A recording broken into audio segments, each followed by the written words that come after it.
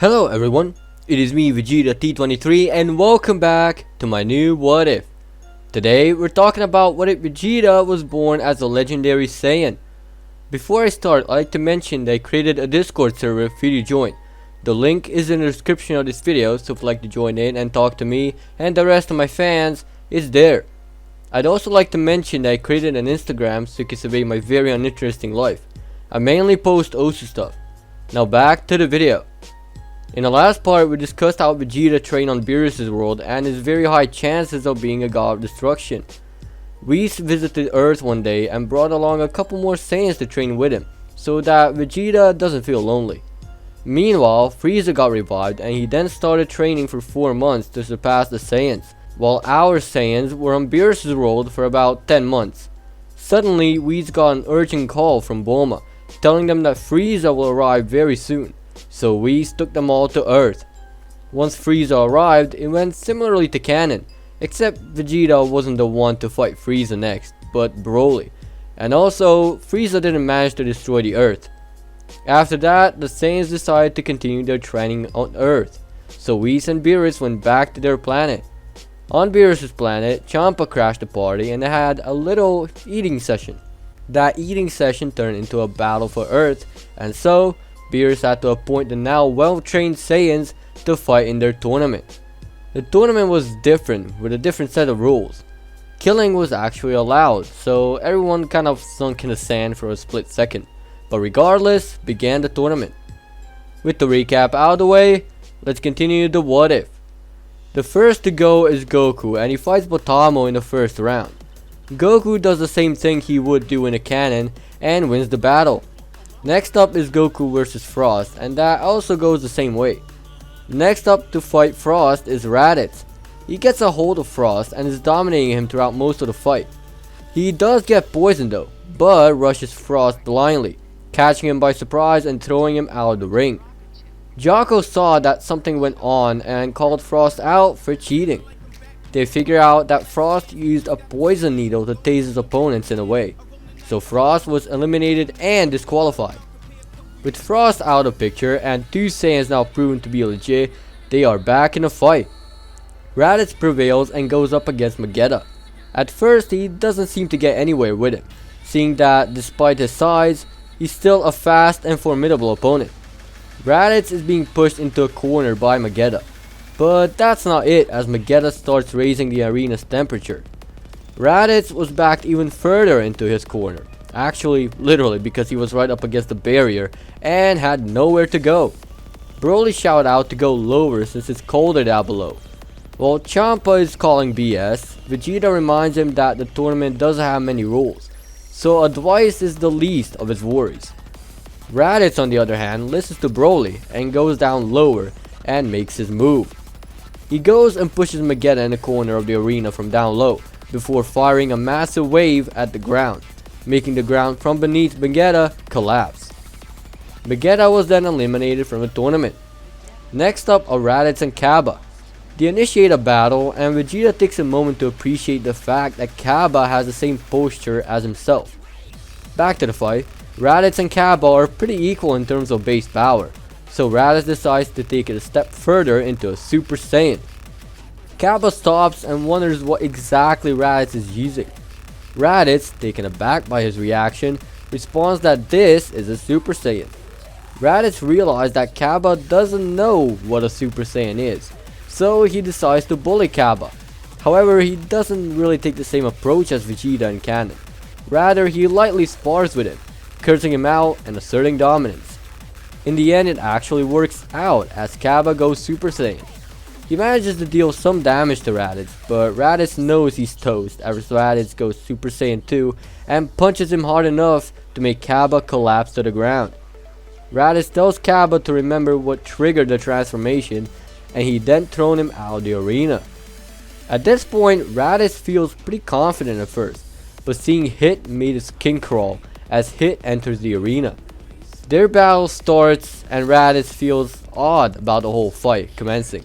So he decides to go Super Saiyan Blue right from the start and readies up. Hit gets into his stance and waits for Raditz to make his move. Raditz is cautious and doesn't allow his Saiyan instincts to get the better of him, so he just stands there. Hit then decides to start the battle as he immediately uses his time skip to deal a critical hit on Raditz. Raditz manages to get back on his feet, but Hit goes ahead and lands a critical blow yet again, this time knocking Raditz out.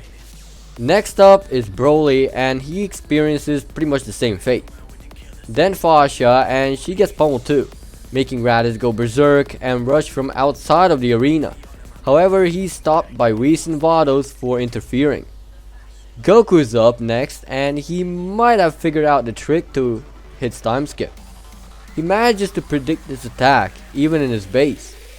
Hit is quite impressed, so he goes and takes the fight seriously, managing to take Goku down for a few seconds. Goku, however, doesn't give up though, as he goes Super Saiyan Blue and continues predicting Hit's movements, managing to hold his own against Hit. Hit then starts powering up all of a sudden, while Goku is wondering what the actual hell is going on. Hit stops after a while and tries out what he thought is improvement. Hit attacks and Goku manages to predict, but gets hit anyway. Goku notices that Hit has the ability to improve his time skip and tries to end it in one punch by risking stacking Kaioken on top of his Super Saiyan Blue. He succeeds and rushes Hit. He manages to kick Hit but doesn't deal much damage as Hit partially dodges the kick using his time skip, creating an opening for Hit to use and strike Goku down yet again. Goku falls down but doesn't give up yet as he goes and pushes his Kaioken even further, going Kaioken times 10 and continues his rampage. He manages to keep up with Hit once again, but that's about it. Goku then tries putting everything he's got into one Kamehameha, firing it at Hit. Hit decides to use his time skip to dodge the wave, and then coming up behind Goku, punching him square in the head and knocking him out of the arena. Vegeta is now the only one left, and is plenty stronger than the rest of the Saiyans. He enters the arena, slightly worried about the whole thing, so he takes extra precaution. He takes into account the wear and tear on Hit and uses it to his advantage. Vegeta immediately goes legendary Super Saiyan Blue and confuses Hit by using After Image. He then creates one going full speed at Hit, and Hit falls for it, ending up on the ground the very next second. Hit is trying to breathe, but really can't. Vegeta then picked him up and softly threw him out of the battle arena, knowing Hit has potential and not wanting to kill him. Hit wonders what the hell is Vegeta thinking and why didn't Vegeta kill him. Vegeta just replies that his skills are too good to be swept away by his hand, wanting to battle him again someday. With that, Universe 7 won the tournament. They also won the Super Dragon Balls. Beerus made the wish to create a copy of Earth in Universe 6. Back at home, the Saiyans decide to rest up a little more before they can continue training with Whis. It's been a little while after the tournament and everyone has enjoyed their life. Raditz and Goku have some bonding time, farming and training naturally. Fasha and Bulma are cooking up a feast for the Saiyans. Broly and Vegeta are just being lazy as ever and just laying on the grass, talking about training and such. All of a sudden, a time machine crashes nearly inches from Vegeta as he filled his pants. He noticed that this resembles the time machine Trunks used back when they fought against the androids. Broly went to check in and saw Trunks, much to Vegeta's surprise. Trunks looks out the window and sees Vegeta, peeking in the machine in utter confusion. Trunks goes ballistic and punches through a hole through the glass, landing a blow on Vegeta's nose. Skipping forward, we see Trunks apologizing, saying he has a good reason why he did it, and then we see Vegeta pinching his nose to stop bleeding and being angry at Trunks for hitting him and asking why the hell did he do that.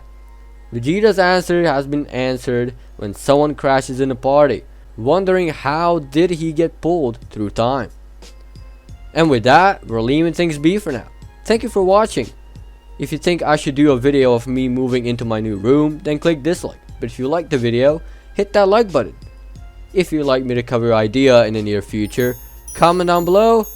And as always, peace out.